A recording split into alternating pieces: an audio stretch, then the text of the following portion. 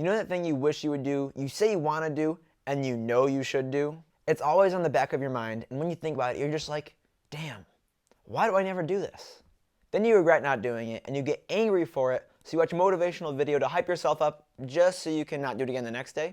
Yeah, me too. It's called working out. You see, when I was younger, I was fat. Not like fat, but fat. I loved to sit inside and play video games until either my eyes burnt or my mom yelled at me. Life was simple back then, and so easy. It was what made sense to me and just felt comfortable. In other words, the path of least resistance. I got really good at a few things. Playing Call of Duty, being antisocial, and gaining some weight. You know, everything that a confident young kid needs in their life. Then one day you get older, you realize you maybe want a girlfriend, and bam, suddenly being a chubby gamer doesn't look so good on you. It takes a breaking point to realize you need change, that you need to leave your comfort zone. There comes a time where we need to rid of our bad habits, and, well, that I did. When I first got to high school, I had an immediate shift in mindset, and I started working out. Like, a lot. I worked out twice a day for 60 days, and along with some questionable dieting, I lost 20 pounds. It felt incredible, and I was so driven, and I made sure no matter what, I didn't miss my workouts. Nothing got in my way, and I just did what was needed without question. You see, I unknowingly followed what is now my favorite advice that I've ever heard. A wise man named Tony Robbins said, "You need to turn your shoulds into musts." Not that I love being chubby, but in fact, I kinda hated it. But when I flipped the switch and I no longer made excuses, I turned I should work out into I must work out. This, in my opinion, is the only path to change. You can set goals all you want, but until you raise your standard, nothing's going to happen. Fast forward 7 years later, I found other interests, other hobbies, and other excuses. Yeah, I stopped working out every day. You see, I turned I must work out into I should, and it sucks. I'm back in that awful cycle, and it's time to make a change. So my favorite YouTube channel has to be Yes Theory. Their motto is seeking discomfort, and they're all about breaking both physical, mental, social, and spiritual barriers. They think of the most crazy and bizarre things that they can come up with, and turn what many think is impossible to possible. Whether they're jumping off cliffs into cold water, making their way to the Dalai Lama, or convincing strangers to travel across the world with them, they make it happen. It's so inspiring that when given an opportunity, they take it. So I knew that I needed to take this one. My friend texted me asking if I wanted to do his new morning workout routine. He always has wild ideas and, let's say, a unique way of doing things. Whether it be eating the same thing every single day, building a half pipe in his backyard, or being able to carry every single item he owns on a skateboard, I knew I was in for a treat, so I followed Yes Theory's lead and said yes.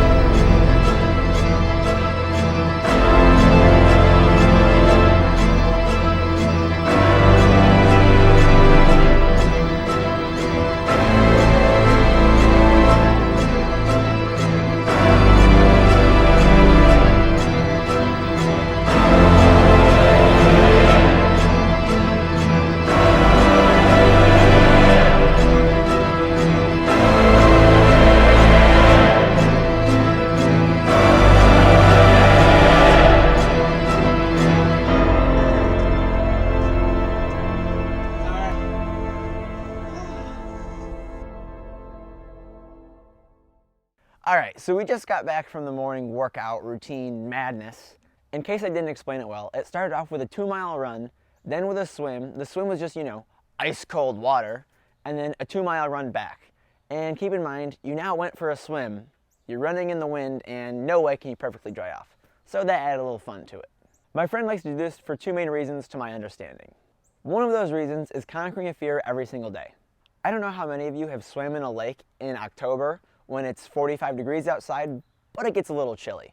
And although when you first get in, it's like, oh my God, you kind of get used to it surprisingly enough. And it's really kind of a mind over matter thing, and you, in a sense, actually do conquer a fear.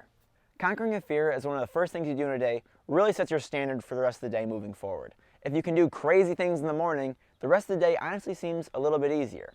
The second reasoning would obviously just be getting exercise and staying healthy. Whether you walk, you bike, you run, you swim, and then you run again, it's going to get your heart moving and you're going to feel really glad after you do it. It kind of goes into the whole delayed gratification thing where it kind of sucks up front and kind of pretty much, while you do it. I don't like running too much. But once it's over, you're actually really glad you did it and you're much happier for the rest of the day. Seeking discomfort was definitely the right decision for the day. Now doing this is something I would have never thought of, but having this nut job to encourage me to do crazy things like this is definitely helpful. Once I made that decision and I actually completed the workout, don't get me wrong, I was dead. I was beat. I haven't ran in, you get it, it's been a while. And I obviously never swim in cold water, but I'm really glad that I got the workout in because you honestly do feel so good once it's over, once your legs stop hurting and all of that. Now, can I say that I'm going to keep running 4 miles every morning and swimming in the lake? That's not too sustainable because, it snows here. But, I think for the time being, it is a really good idea, and I'm definitely going to raise my standard like Tony Robbins said and keep doing exercises moving forward. If you know, you know. What would Goggins do?